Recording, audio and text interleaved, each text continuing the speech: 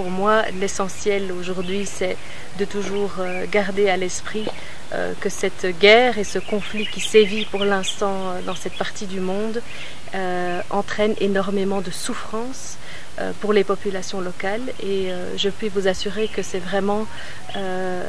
avec à l'esprit la volonté d'alléger le plus rapidement possible et le mieux possible ces souffrances. On pense notamment évidemment aux très nombreuses familles qui sont déplacées, qui sont aujourd'hui dans des camps, qui vivent dans des conditions abominables et qui ne demandent qu'une chose, c'est que la paix revienne pour qu'elles puissent retourner travailler au champ, que les enfants puissent retourner à l'école et qu'elles puissent reprendre une vie normale.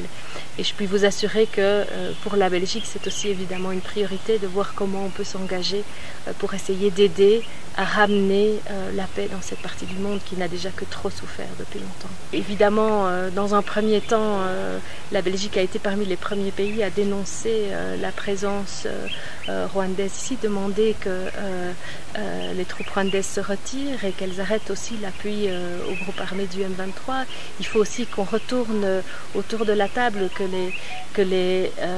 présidents se voient, que les autorités des différents pays se voient pour trouver ensemble une façon de régler, de ramener la paix. On sait que l'Angola fait des efforts notamment de médiation pour essayer de trouver une solution, mais il va de soi que toute solution doit respecter la souveraineté du Congo. Il n'est pas question de revoir les frontières congolaises, mais on sait aussi que la paix ne reviendra que si on peut se mettre autour de la table, essayer de convaincre le Rwanda de cesser cette présence et aussi essayer de permettre au Congo de rétablir l'autorité de l'État dans cette partie du monde. Il faut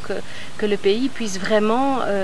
protéger ses frontières, protéger sa population, assurer la sécurité. Et dans cet esprit-là, la Belgique appuie aussi la RDC, notamment je pense à notre coopération militaire avec les FARDC, la formation,